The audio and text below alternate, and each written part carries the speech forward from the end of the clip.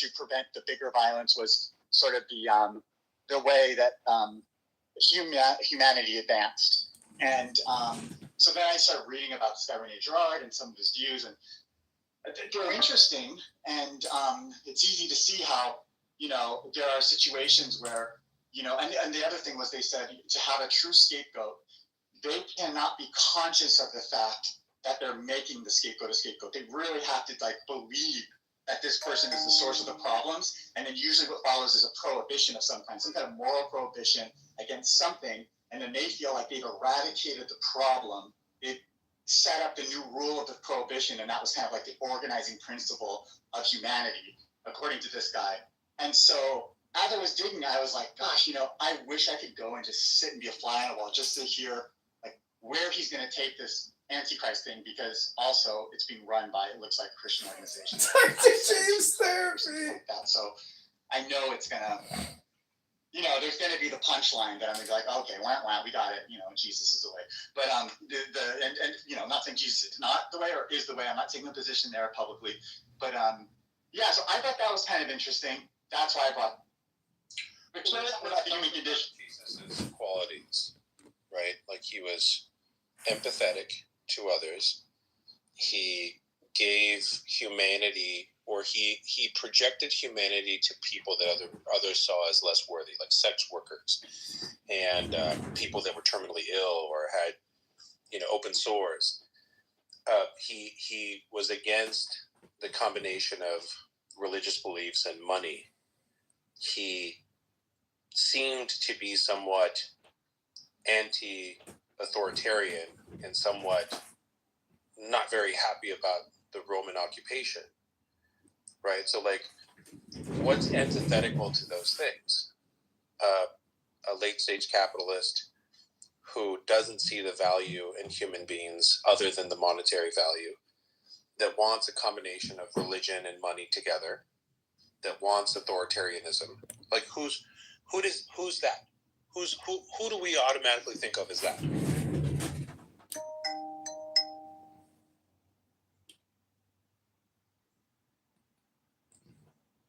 Real question. Based on that criteria, who in your mind pops up as the Antichrist?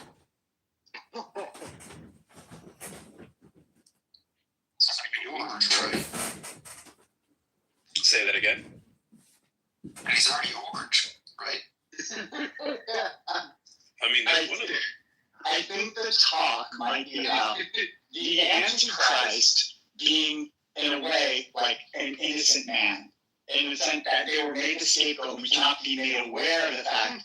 If we're aware of the fact that they're the scapegoat, then it nullifies the magic of having the scapegoat. And so that part I thought was the super interesting part. I'm like, oh wow, if you really going to go in there and make an apologetic, for the archetypal evil figure of Christianity, or I would love to go fly on a wall at this thing. Dr. James, I think Peter Thiel and Rene Girard, the way they live their life and their system of ethics are miles and miles apart. I think Peter Thiel is just going to spin a very quotable saint. One of the more saintly people that lived in the 20th century is going to spin his words out of context. I think the saintly Rene Girard would be spinning in his grave if he knew what the arguments were. But also, everything out of any of this is going to be public and broadcast. No, it's not. It's absolutely not. It's private. It's very private. Yeah. A huge axiom. I'm going to be making a fireball. Christian ethics and Christian political theory the is first thing that I need is some greed is bad, not greed is good. I don't think Peter Thiel caught that memo. I think Rene Girard did. I think we need to read the announcement carefully. Are you sure Peter Thiel isn't going to be summoning the Antichrist? He already did. His name is Elon. Well, there is a false prophet that sort of announces the Antichrist, and then there's the Antichrist. So, there's... Don't let the past performance be your only guide to the future, because you have Grok now. Just ask it. Is Peter Thiel the Antichrist? It'll tell you. That's true. Grok is the free speech AI, right? So it has to. It was asked I'm not kidding you. It was asked if Charlie Kirk survived, and for like a long time, it was like, yeah, Charlie Kirk's fine. It's totally cool. No, everything's. So this morning, I started a screen recording because Grok would crash. It gave me the name of the shooter and all that stuff. It gave me that before NPR knew that someone was arrested. So I clicked on the thoughts part, and every time I go to thoughts, it crashes the app on the explanation of the shooter. It's weird. Very reproducible defect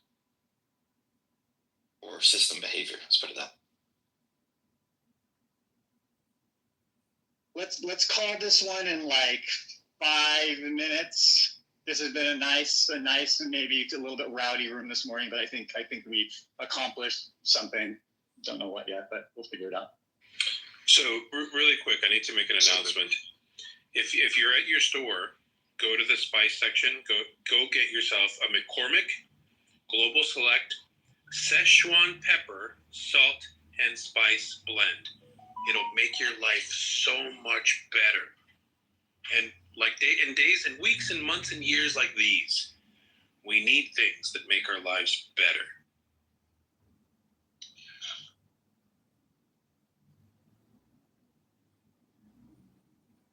Well, this is rare. So this is the anti-traffic jam we're having. We've got 4 minutes left. Anyone wants to say goodbye or plug anything you got going on today? I'm going to go to John's room, but just now coming in to ground news alert. After overthrowing the government, Gen Z Nepali protesters have selected their next interim prime minister via Discord. I want to announce the fascist crawl tomorrow evening at 5:30, going around to Palantir, Amazon, going to Amazon twice actually, a couple other billionaire-owned companies, and they end up at a pub and talk about it all.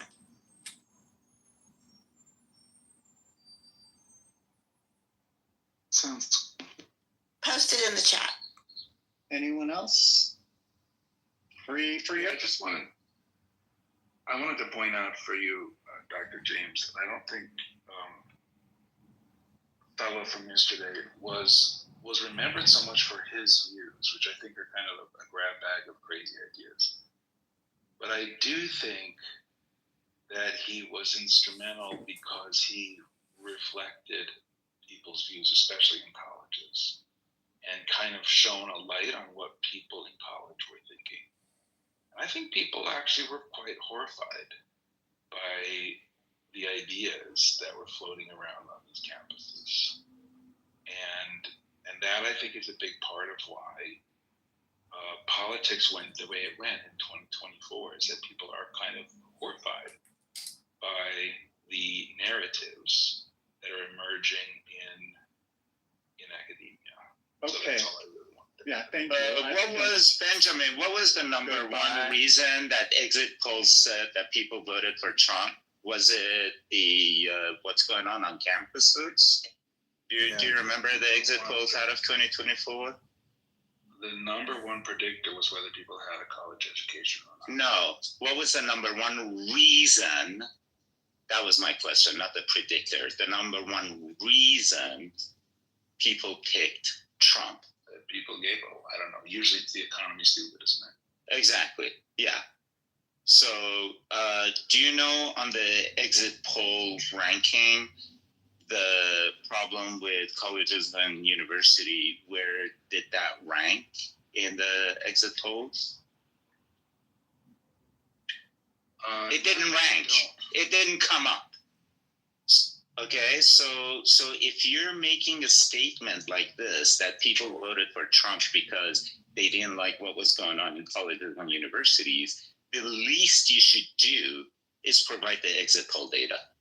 Otherwise, you're talking out of your ass and you're wasting everybody's time. I also want to announce September 21st to 28th is Climate Week New York City. It's the biggest climate thing in the world every year.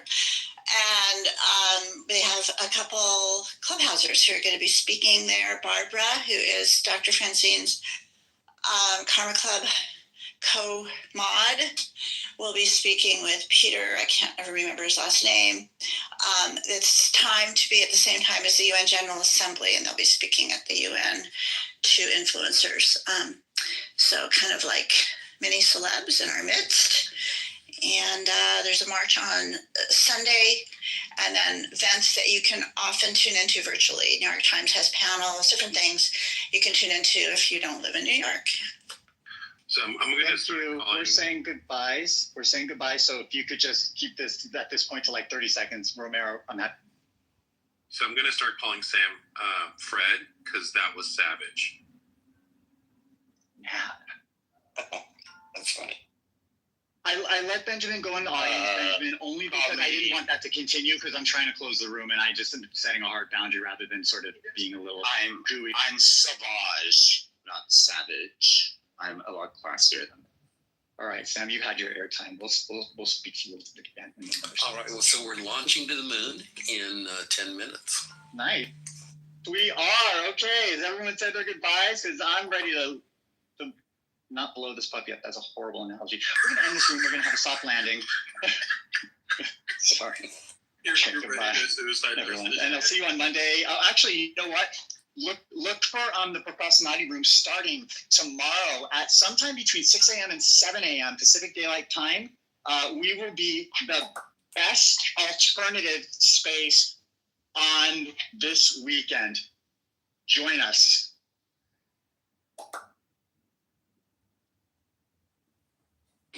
At the same time, but then we have to ask ourselves, what is love?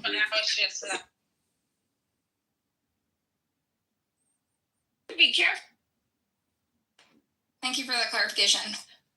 And also in the West Bank, there are many Arabs that don't believe in violence and don't want violence and don't want war. I know it's hard to believe, and maybe you don't see them; they're not visible to you. But I know they exist. We don't see those peaceful Arabs, Palestinians in the West Bank. This is something that you don't see, but because, as I said, most of the attacks the terror attacks are from there. But for Israeli Arabs, I can say for sure that the vast majority of them are peaceful and do not want violence and are part of the Israeli society. I know personally many of them.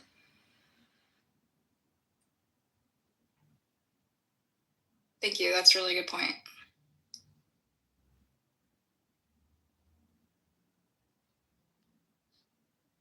So I think the question is, I think from Hannah's perspective and from the Bibi Kapar's perspective is, even if there's problems in Israel, they feel we should never talk about them. Don't air our dirty laundry.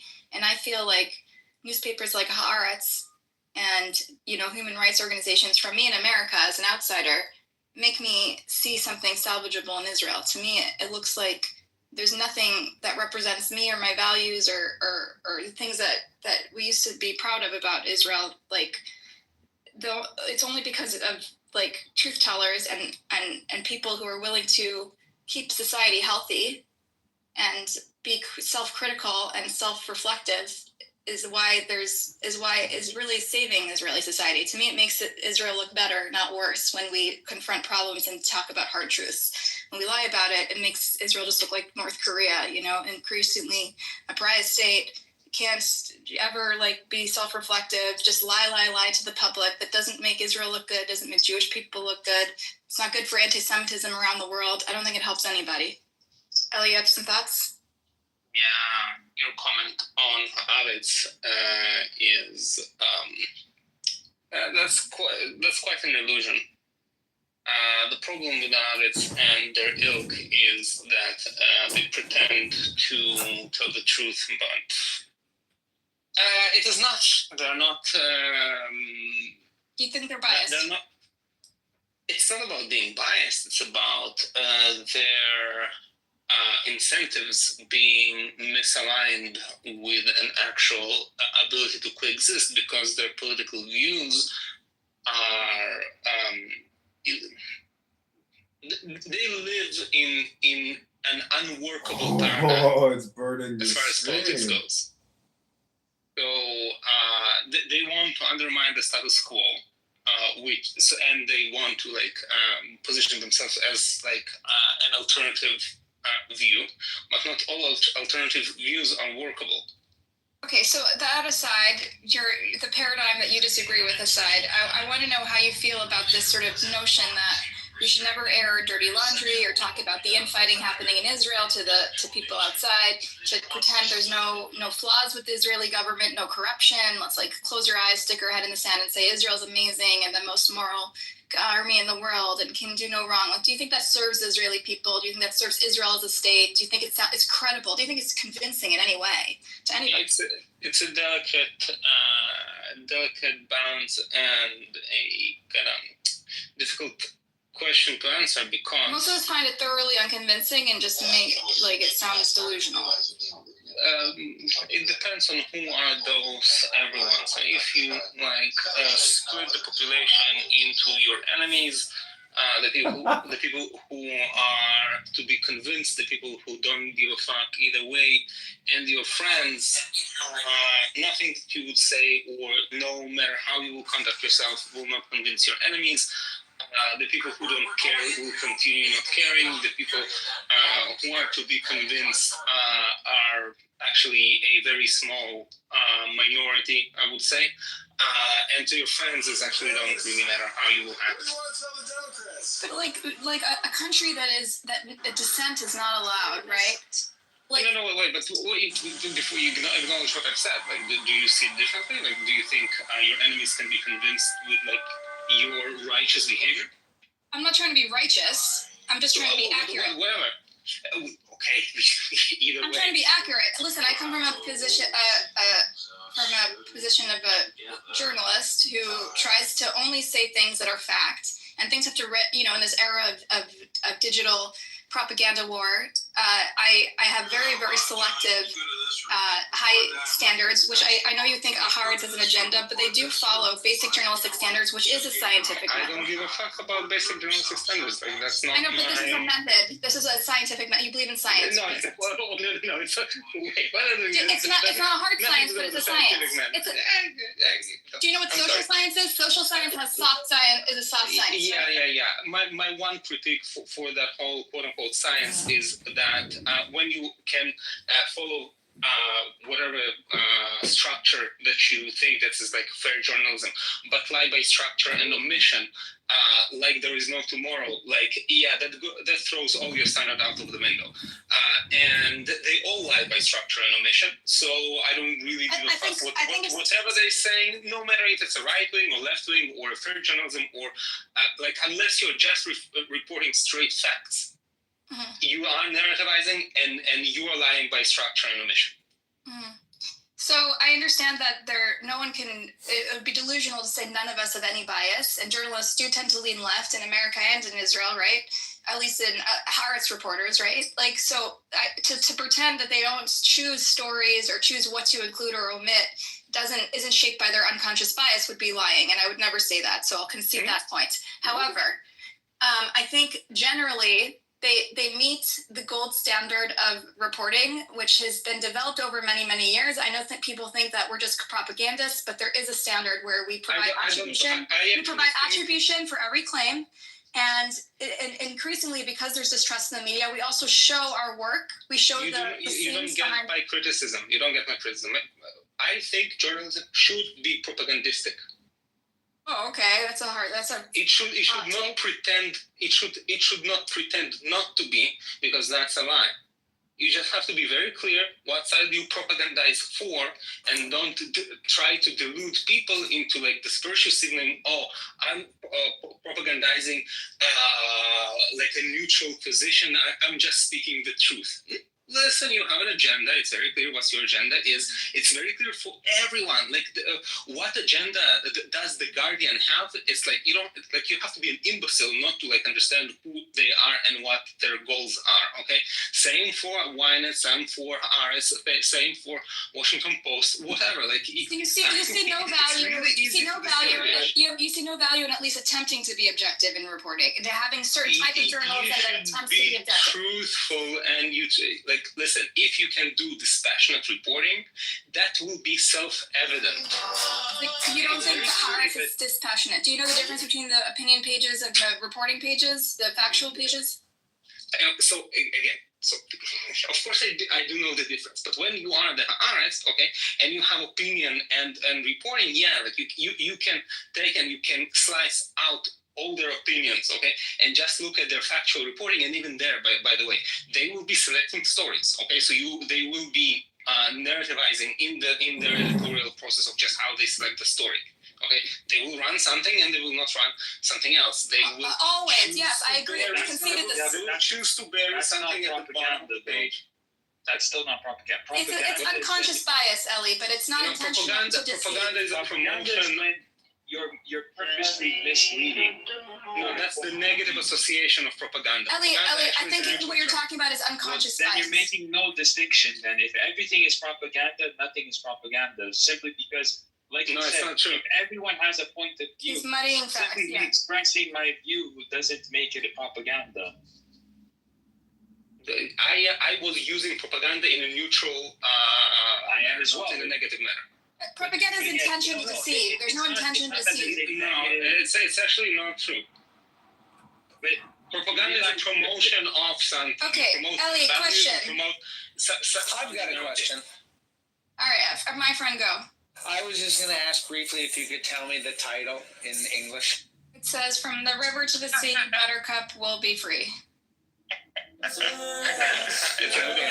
honestly, can we just add free from the leftism, or can we not do that? So what? What?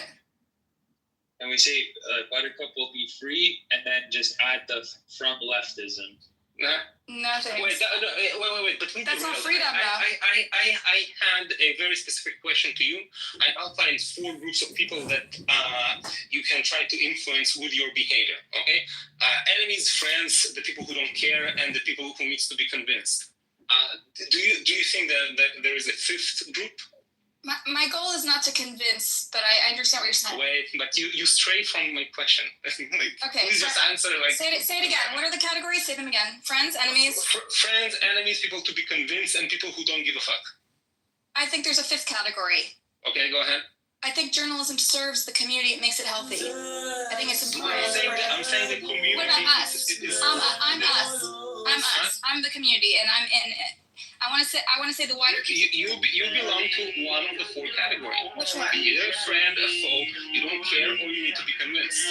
But I don't think that's the point of journalism. Journalism is not going to convince people. It serves the community. It makes it healthy. Before we talk about journalism, I'm just saying in any conflict, in any let's say Israel Palestine, for Israelis or Jews. Yeah. Okay. You have 4 categories of people: the friends, the foes, the people who don't care, and the groups to be convinced. Right? Yeah. Okay, we as a collective, as a nation, or whatever, we run our society. Okay, we run. So what's the most effective? I think the people who are honest, not the people who sugarcoat and dodge and use euphemisms and lie. That doesn't convince anybody. We're not stupid. You try to stray away from where I'm trying to lead you. Okay, I have a point, but I'm asking questions to gauge if we are on the same page. My sense, okay, is that. The people who remain to be convinced are very few. Like around the world, the people that need convincing. So why lie then? Why lie? Why just? Well, before we are saying what we do, we lie, we don't lie, whatever. You asked about airing dirty laundry. Okay, I'm addressing that point. Okay. I'm saying around the world, there are very few people that need convincing. Who have not made their mind, who do not have an affiliation. So basically, whenever you engage in any public, how do you call it, public opinion, you engage in publicity, right? you either talk to your friends, you talk to your enemies, and you do not, the people who don't care don't listen. In any case, correct? Correct. So if you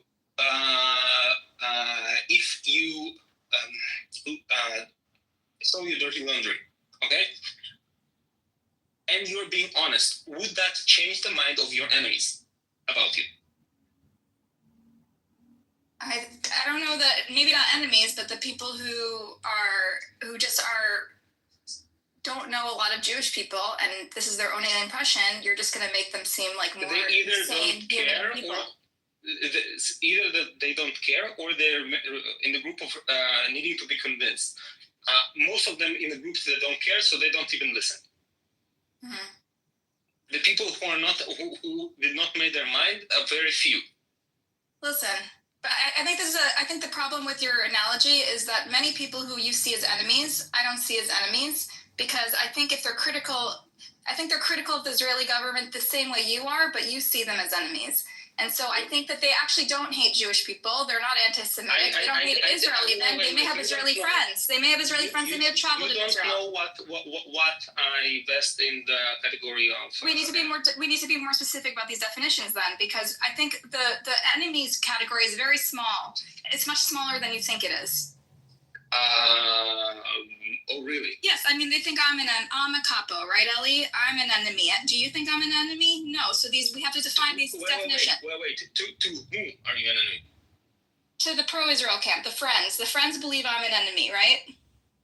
So what am I? You are tagged as an enemy for convenience.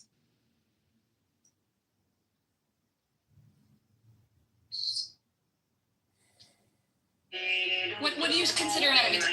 Doesn't want Israel's best interest at heart? Someone who doesn't want Israel to survive and the people to survive and not get hurt? Like, are those enemies? Basically, when I think about friend enemy category, is just their actions promote the well-being or diminish the well-being, even in small. So I disagree. I disagree with your category. I promote the well-being of Israel. Well, I didn't say that you're an enemy. I say you're being tagged as an enemy for convenience. Okay, and some tag me as a friend. The enemies tag me as a friend. Yeah, it's okay, but listen, people can be mislabeled. That's okay. But my point is that people either promote your interest or go against your interest in their actions. And most people's actions are very small. For example, most people only influence your well-being or the lack of it by just, having a positive or negative opinion of you. So it's like, when the general opinion of you is good, okay, around the world, it's just it snowballs, right?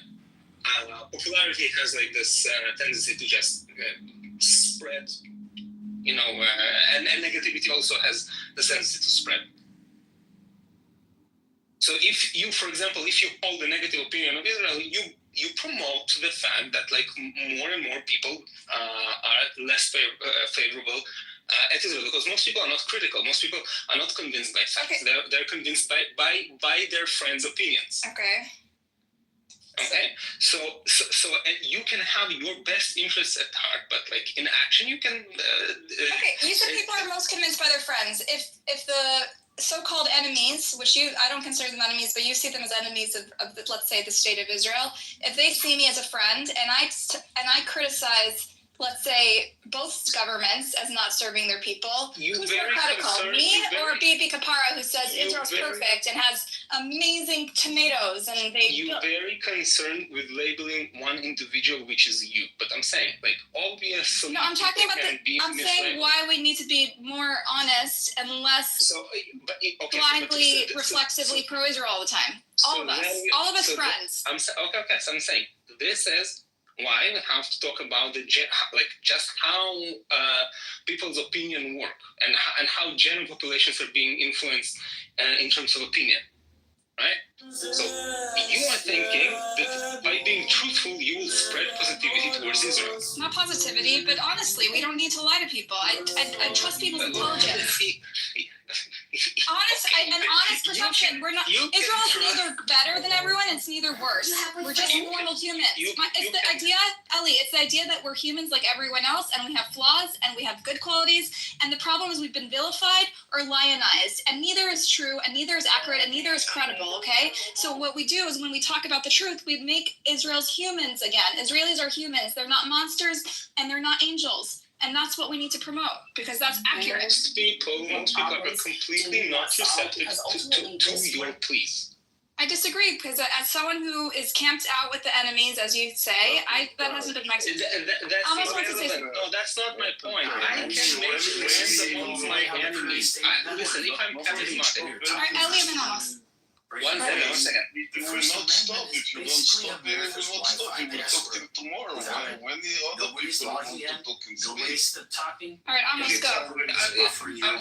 Amos, are you feeling left out of the conversation that we embarked upon? No, I'm feeling like Maybe you can ask if you can interrupt instead of being a bitch. And before I go out, I want to make commercial to my room that everybody will come Oh, no. to my room. Okay, you have a permission to speak. Go ahead. That's why I come here to make commercials that Buttercup will bring all the people to my room and maybe only Bibi Kapara, she can, as a liar, Bibi Kapara, she can. I can keep him. Sure. You let me keep him.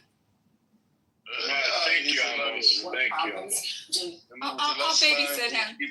Thank you. The last time he put all the blame for you, he broke my room and he put all the garbage on you. So I waited for this time to see who is right and who is wrong. Your baby, yes, baby. What you have to say? That's your time. So I have a question, and I it's kind of sentimenting around what Ellie's saying. Do you think right now is the right time to critique and criticize Israel, or wait till we get our hostages back and the war stops? Because right now I find that it's very detrimental and it's hurtful. While they're in the middle of a war, sure, they probably need criticism, but can't that wait? I don't know if you see Can I try to respond to that? Can I respond to that? Yeah. Well, I was asking you and Buttercup basically because I know it was a question for her, but in my opinion, one of the things that makes Judaism great and one of the things that makes Israel great is, not to use a tired phrase, but that we are on the right side of history. I think that being on the right side of history should give you some level of confidence that eventually it's going to work out in our favor. And I think that it's important to maintain integrity. And I think if that means being self-critical, so be it. I definitely think that there's a stopping point where we've got to stop short of being self-hating. But I think that being self-critical is one of the things, and being able to look ourselves in the mirror is one of the things that separates us from, the other side. Foundational to our culture, in my opinion, but maybe not Israeli culture. I don't know. And then I want to bring up the fact about the New York Times, how they corrected. I don't know if it's taking the conversation in the wrong direction about It's off topic. Charlie Kirk. We're not talking. Is that off topic? Yesterday was Charlie Kirk. Okay. So You played my clips over and over. If you want, you can play the clips to capture how I feel about it. Maybe it's going to be Charlie Kirk for a long time, as far as I'm concerned. But it's not my room. I never played any clips from you. It was just there was a correction made on September 11, 2025. Earlier version of this article described incorrectly on anti-Semitic statement that Charlie Kirk had made on an episode on his podcast. He was actually quoting a statement from a post on social media and went to critique it.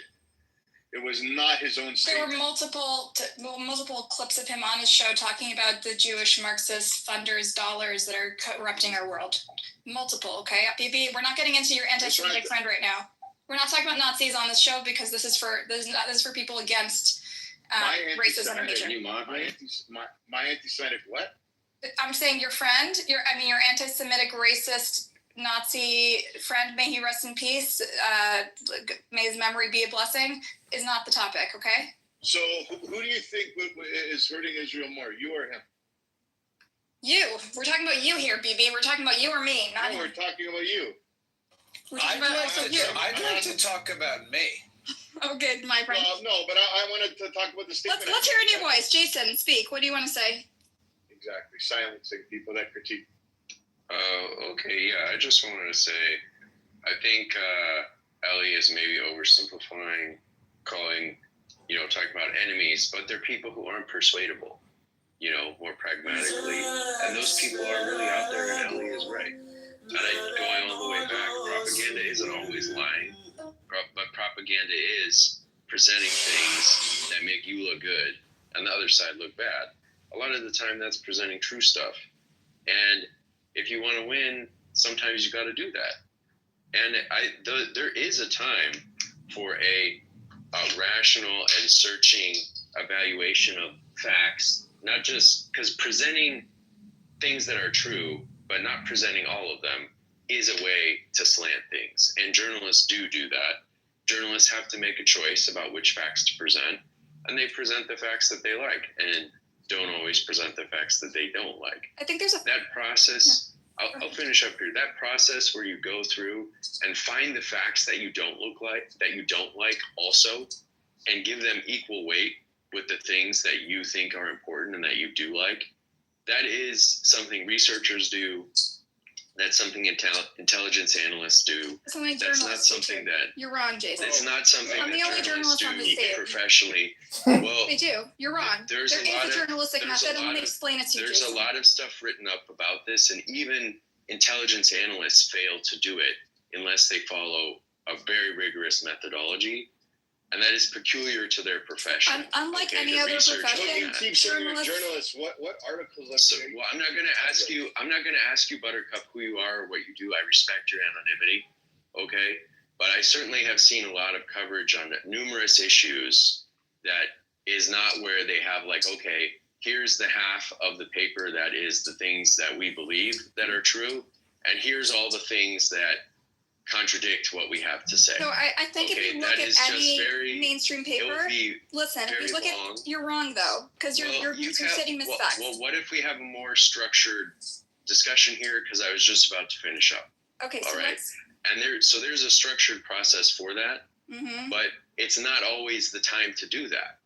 Okay. And so I can see the argument. So now's the time for propaganda. I can see the argument these guys are making that what we're up against is people who are putting their best facts forward. Maybe it's time for us to put our best facts forward. Got it. Thank you. I was, by the way, not making any normative suggestions. I wasn't saying what is right. I was just trying to explain how people label someone and try to engage with what reality is. Okay. Descriptive, not prescriptive. I just want to correct something about journalism that Jason said. There are some publications that blur the line between fact, opinion, and dispassionate reporting, right? But any mainstream publication, anything that is perspective, they will label as either analysis or opinion. That's like the Wall Street Journal, the New York Times, Haaretz. They would never, ever, it's a big faux pas, a big taboo to ever conflate opinion with dispassionate reporting. I will admit that, of course, everyone has unconscious bias. And like Ellie pointed out accurately, that there are choices that are made what to include and what to omit, and that has to do with the reporters or editors bias or even the publication's bias.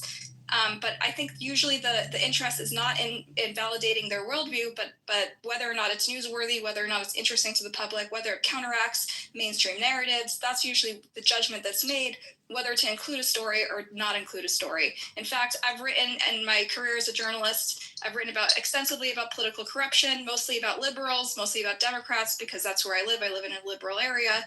And what I do, even when it challenges the mainstream liberal orthodoxy, we think it's especially newsworthy because it challenges people's worldview, and that makes it interesting, and that's why it makes the front page. So I think this sort of like this binary that we have, that like it's left, right, is not always the case. I think journalism is motivated by what's interesting to people, what's relevant to people, and what challenges the normative view.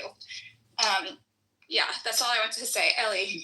You can claim that for individual reporters and individual journalists when you have a publication. That publication shapes shapes around some political bent that either the main, how they call it, main redactor, suggest the word editor. You mean the editor? The lead editor or the most amount of people, like their political affiliation, that work for that publication. Yeah, there is unconscious bias. Like I said, I'm talking about motivation. For their customers, because they have to cater to some people who pay them. Or the advertiser Great point. So let's take Israel ecosystem. There are public television. I'll just finish. Okay. Just hand waving that away and saying, "Oh, it's just unconscious bias." No. Okay, you should own up to that and not try to gaslight people that you do not have this bent. It's okay. No, a lot of publications, they're proud of their independence they don't tell people what they want to hear. There are television, especially in US and in Israel, tell people what they want to hear because they have advertisers and they have a model that primarily wants to give people, the subscribers, what they want. But okay, journalism, you think the Guardian is not catering to an audience? The Guardian is a British publication. I'm much more familiar with libel laws and standards in America and a little bit in Israel, but not in Britain. Britain has a whole different view, a whole different set of laws. So I don't really know. But the business model is still based on. No, there are standards and laws. There's actually case law about this. You can sue for libel. You can completely reverse the law and completely cater to your audience. That's totally. It's illegal. In America, they sued Fox News for billions of dollars. But you know, we spoke about it, and like I think like 3 days ago, a libel you can sue as a person or as an organization, not as for example as a country or the IDF or Jews. Okay, this cannot happen. No. People in power, politicians, countries, entities should not have protection. They should be scrutinized till the end of day, right? This is the protection of the people. Institutions, countries are not people. I'm talking about hold on. We're talking about media. And I'm talking about media and libel are designed to protect me and you and Israelis. One second. Not the countries. 1 second. I'm talking about the media and accountability, and you were talking about source of information. And I'm saying that this protection is for good reason. 1 second, please, Buttercup. Okay. Like I don't like. Am I triggering you, or just like I started talking about 40 seconds ago? Yeah, I know what you said. This protection is for individuals and for like organizations. They have a name, okay? Not for Jews, not for the IDF, not for Israel, not for Zionists, not for Muslims, not for any of this, okay? So accountability, it's about individuals. I agree with you. And it's not relevant for the conversation. And there's a good reason for this, Daniel. The point of journalism, I think the old phrase is you need to afflict the comfortable and comfort the afflicted. The point is not to serve powerful entities like the Israeli government or like Jewish institutions that are fighting for Israel's reputation or like things like this. The point is to serve the people. A society is only as healthy as its free press. Why is it okay for you to criticize the Jewish institutions, but it's not okay for Charlie Kirk to criticize the Jewish institutions? We're not talking about Kirk right now. We're talking about this is you just use the phrase Jewish institutions. Presenting some facts and not others is not liable, and you can't be sued for it. And if you want to talk about language, that I think relates to what Ellie is saying. Okay, partial truths are a good way to shape people's views. And it's very hard to sue anyone for presenting partial conservative activist. This is not harmful though to present. What transpired here? Suspicion. Wait! You are dancing around and you're shaking the goalposts. I'm sorry. This is one borderline disagreement with the end. All right. Do you want to clarify? Do you want to move the goalpost back? Yes, because the goalpost is. I'm saying you like any journalistic venue. Usually, again, there are some exceptions. That like you can find most dispassionate papers or whatever on some political topic. Usually on business.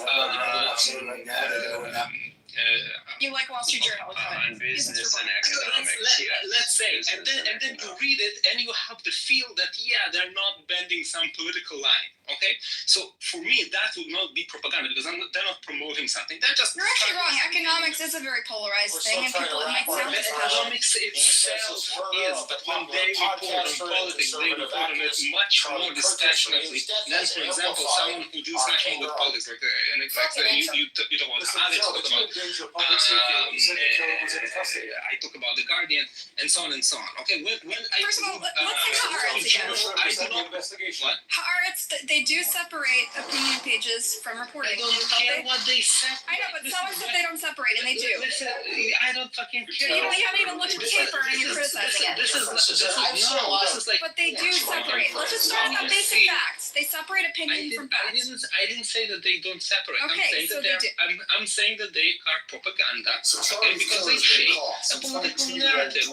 Okay, but some people, like you in this instance, you are trying to paint a picture which is completely disingenuous and wrong. Okay, that they follow some strict, rigid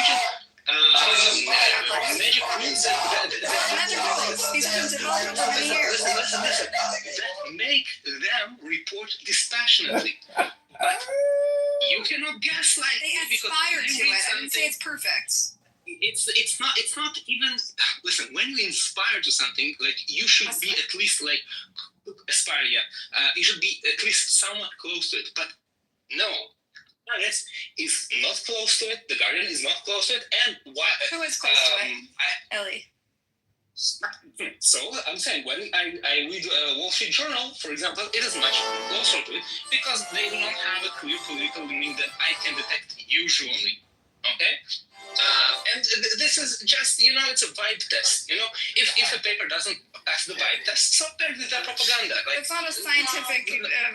Yes, it's not scientific. A vibe test, that's your subjective vibe test. Yes, I'm not a scientist. Okay, but I am, because I went to journalism school and I know the method. No, a journalist is not a scientist. They are. But we have a method, just like scientists do. And Ellie, who I think is a scientist, right, knows that there's scientific method.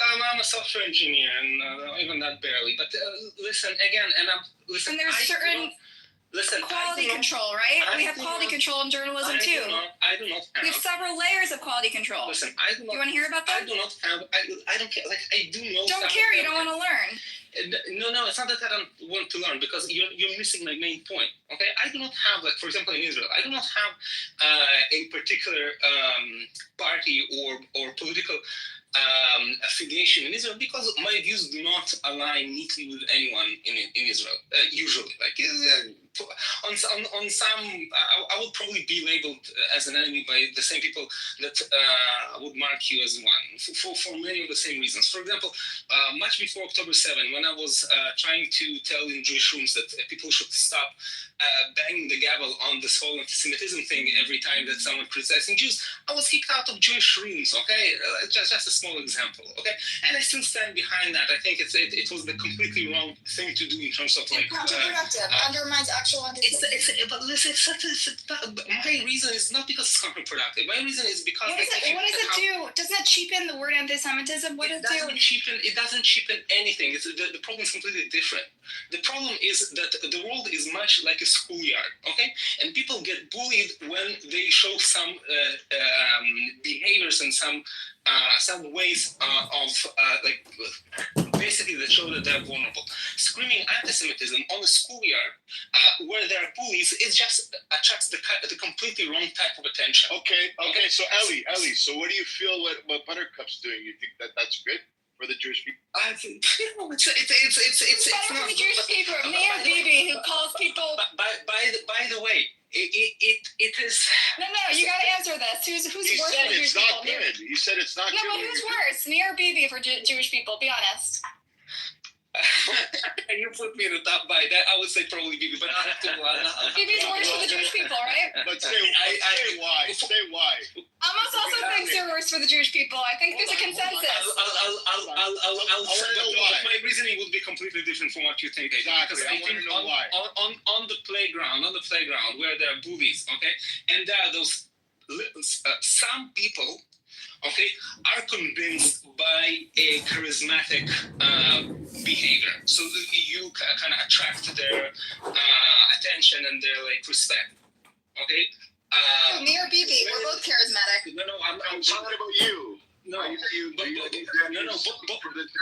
both of you are not. But I think putting yourself in a victim position is worse than being like someone who's like criticizing your own kind of group.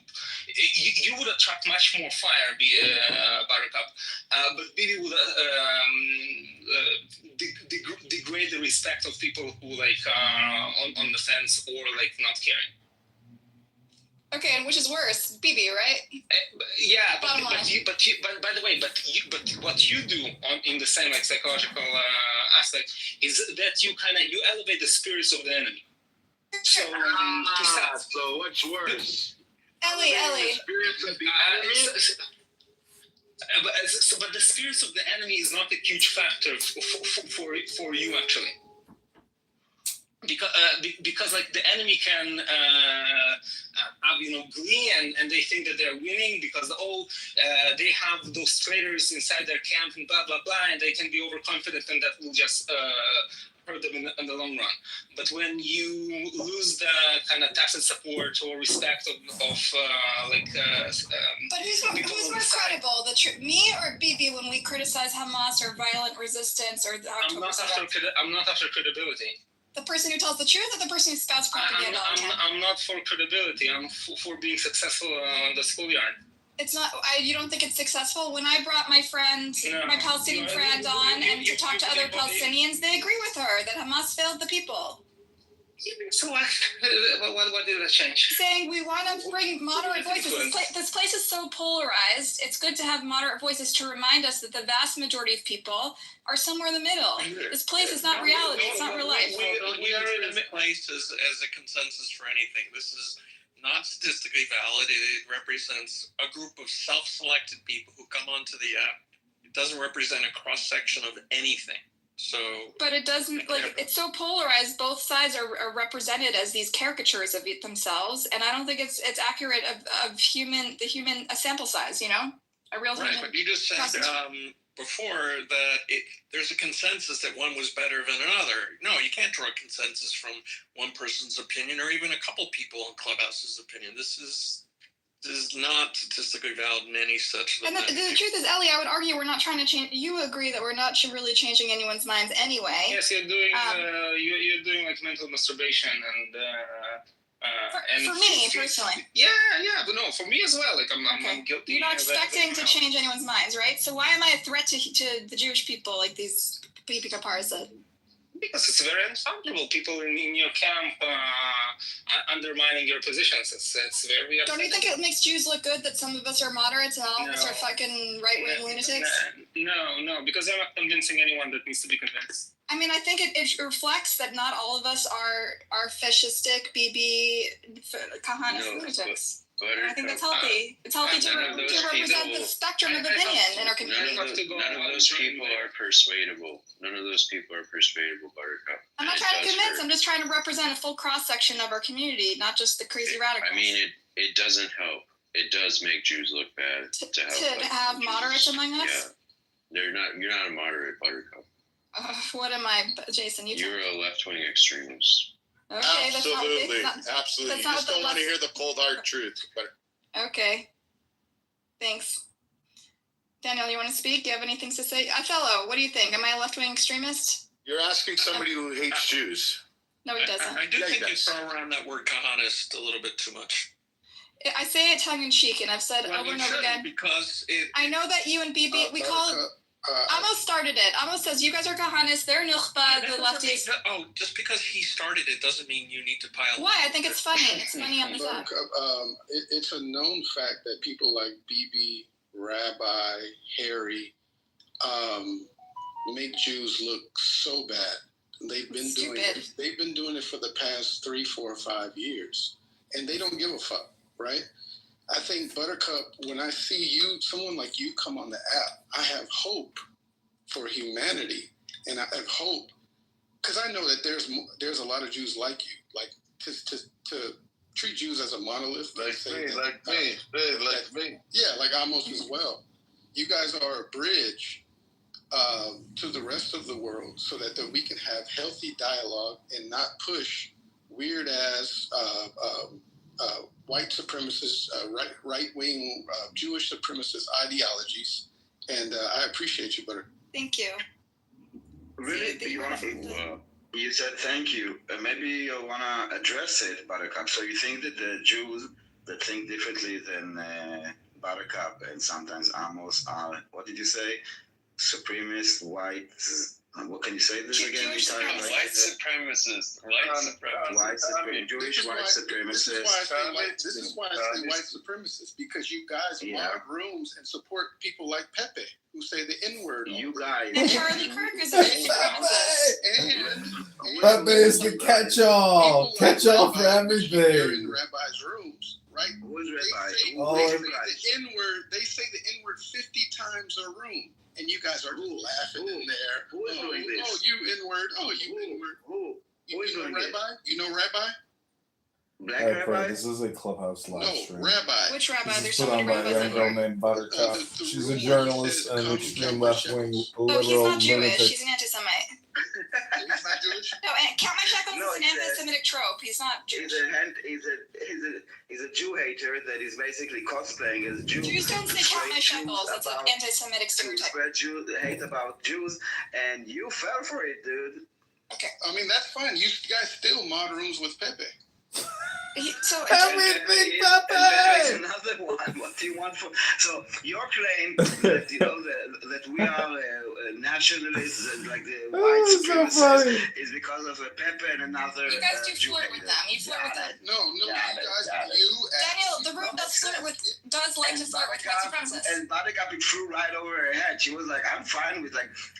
Yeah, you guys gotta hear this. They're talking about you guys. This is hilarious. Like the rest of the 99%, like white supremacists, whatever you call it. That's fine. For me, and it seems that the source of information is one Jew hater and Pepe. None of them are Jewish. No, Daniel, it is a problem that your room flirts with Jew haters. What? You're flirting with terrorists. No, I'm not. So what does it mean? No one's a terrorist on this app. They're all American. Who's a terrorist? What are you talking about? So, and we're flirting with who? Excuse me? So the people that you champion, not you personally, but people in your room, lionize, and your country. So hold on. So your country lionizes people like Charlie Kirk, who I believe is a white supremacist. Yep, Issa. So you people is who exactly? Issa, Mister, you know when you're in those rooms with Issa and Mister, and you guys are just calling each other. Who is Mister? Yeah, you know who Mister is. I don't know who that is. You talking about Mr. Anderson? Yes. He's another. He's literally like he would support Hitler. He will take a gun and shoot Jews himself. Okay, and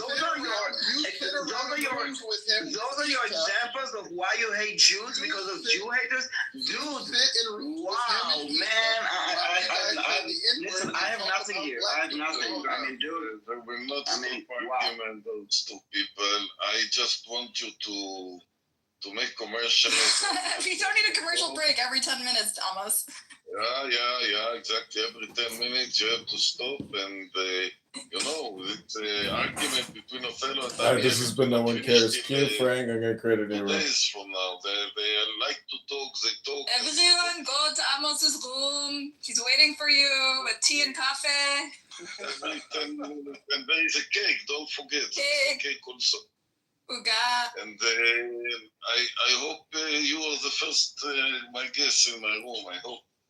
Keep doing your thing, Buttercup. Don't let these guys gaslight you. Keep doing your thing. Listen, Daniel, I like talking to you because you're reasonable, but like a lot of the folks you share a room with, they are a little like fanatical and blind and reflexively just Israel. They fetishize Israel and it doesn't. No one finds it convincing. It's not coherent. It doesn't make sense. You're a rational person. Doesn't it bother you that they do this?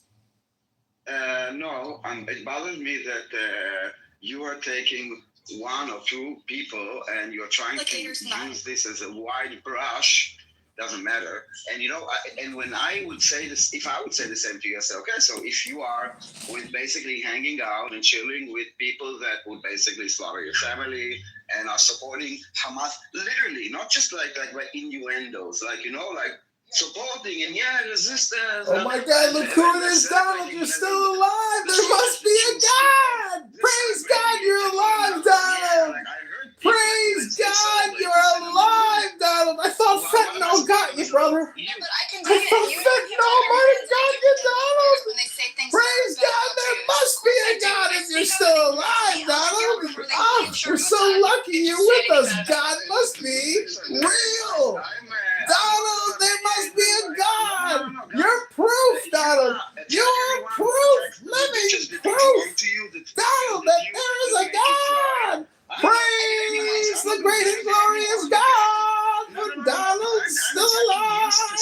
thought you were dead, Donald. I thought you weren't with us anymore, brother.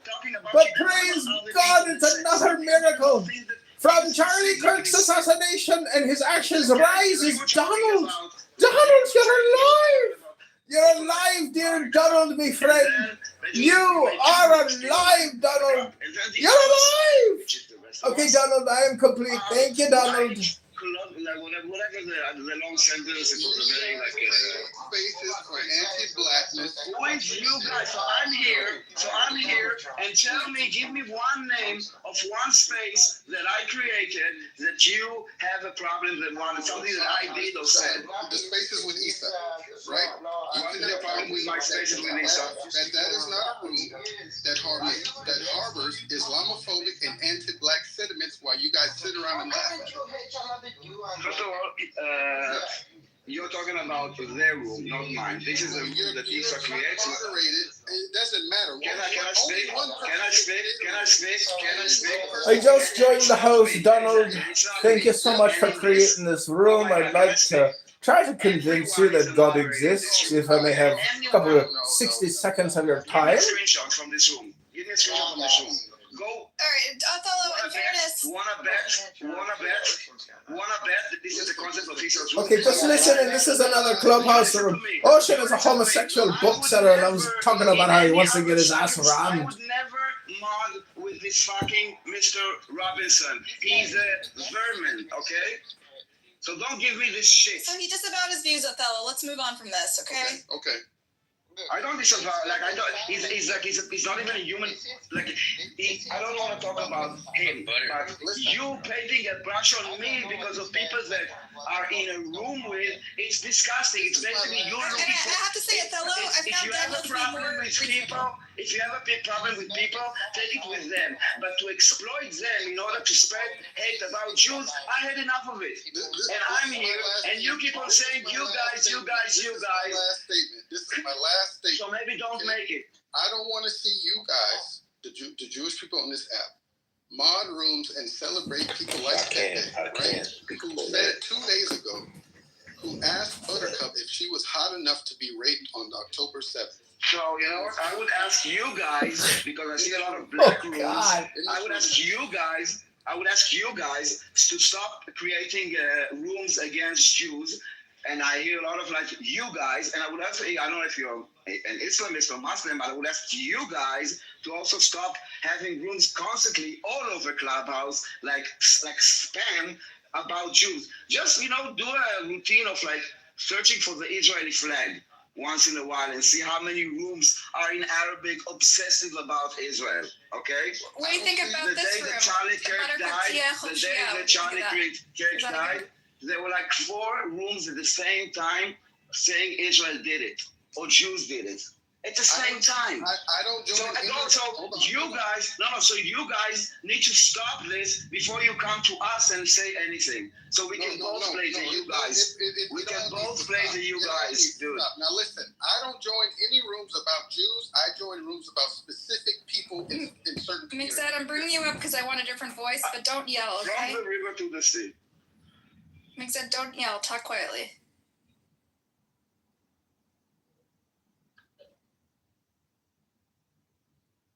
You want to say something? Why'd you get rid of the other guy? I didn't get rid of anyone. He got rid of himself. Mixed, do you want to say something? Thank goodness.